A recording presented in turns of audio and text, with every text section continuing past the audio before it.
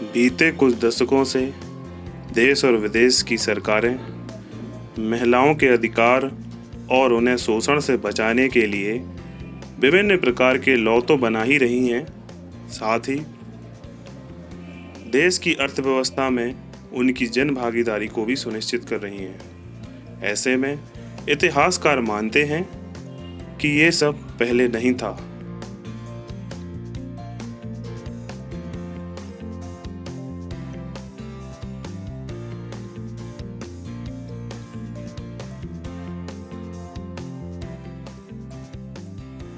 महिलाओं के प्रति शोषण को इतिहास में दबा दिया गया है।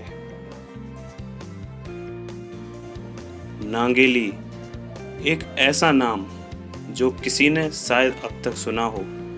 किसी स्कूल के इतिहास की किताबों में उनका जिक्र या कोई तस्वीर भी नहीं मिलेगी आपको, लेकिन उनके साहस की मिसाल ऐसी है कि एक बार जानने पर आप कभी नहीं भूलेंगे, क्योंकि नांगेली ने स्तन ढकने के अधिकार के लिए अपने ही स्तन काट दिए थे।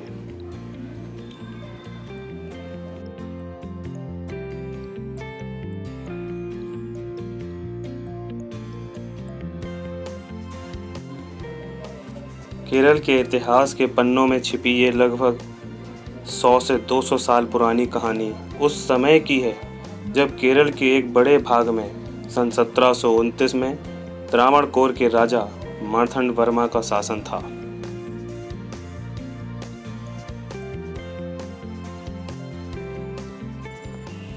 उस समय जातिवाद की जड़ें बहुत ही गहरी थीं और निचली जातियों की महिलाओं को उनके स्तन न ढकने का आदेश था।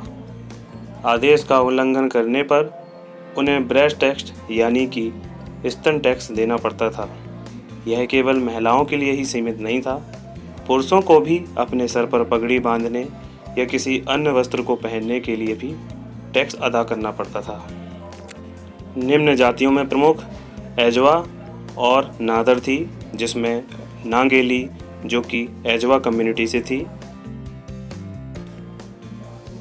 केरल के श्री शंकराचार्य संस्कृत विद्यालय में जेंडर इकोलॉजी और दलित स्टडीज की एसोसिएट प्रोफेसर डॉक्टर सीबा बताती हैं कि ये वो समय था जब पहनावे के कायदे ऐसे थे कि एक व्यक्ति को देखते ही उसकी जाति की पहचान की जा सकती थी।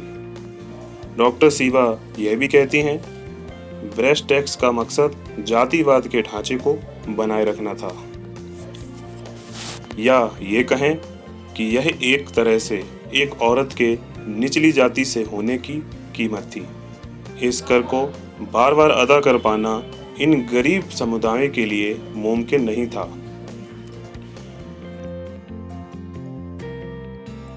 इतिहासकारों की माने तो उस दौर में दलित समुदाय के लोग ज़्यादातर खेतीहारी मजदूर थे और ये कर देना उनके बस के बाहर था। ऐसे में एजवा और नादर समुदाय की औरतें ही इस कर को देने के लिए थोड़ी क्षमता रखती थीं।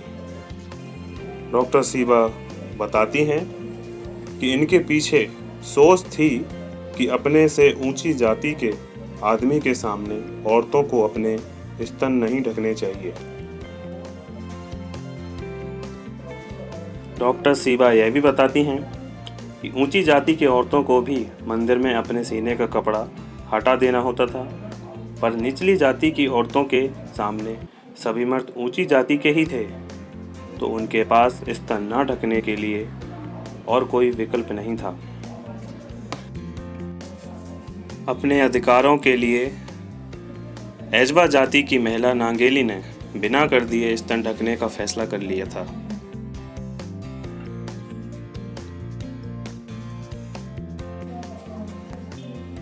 धीरे धीरे यह बात राजा तक पहुंची और वो कर लेने के लिए घर पहुंचे।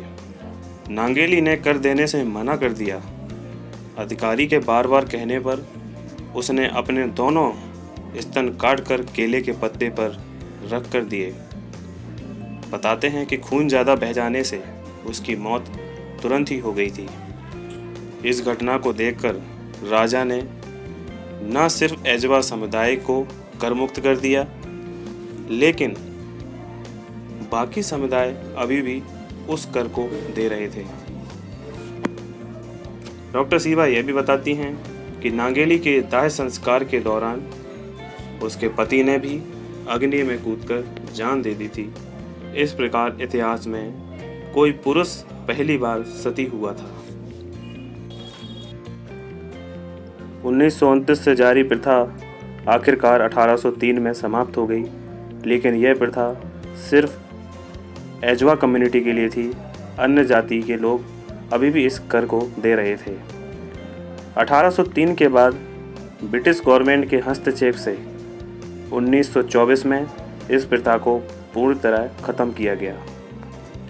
केरल राज्य, जो आज भारत में सबसे ज़्यादा साक्षरता दर रखता है, यह उसी राज्य की एक अनसुनी इतिहास जो पिछले कई सालों से इतिहास के पन्नों में दबा हुआ था।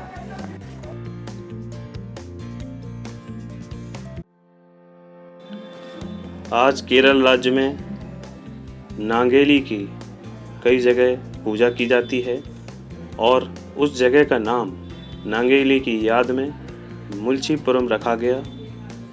बाद में उनके परिवार के वहाँ से जाने के बाद नाम बदलकर मनोरमा जंक्शन रखा गया था। डॉक्टर सीबा बताती हैं कि इतिहास की किताबों में नांगेली के बारे में जो भी पड़ताल की गई है, उनके विरोध का और कर वापसी में सीधा संबंध कायम कर पाना बहुत ही मुश्किल है। वो ये भी कहती हैं, इतिहास हमेशा पुरुषों की नज़र से ही लिखा गया है।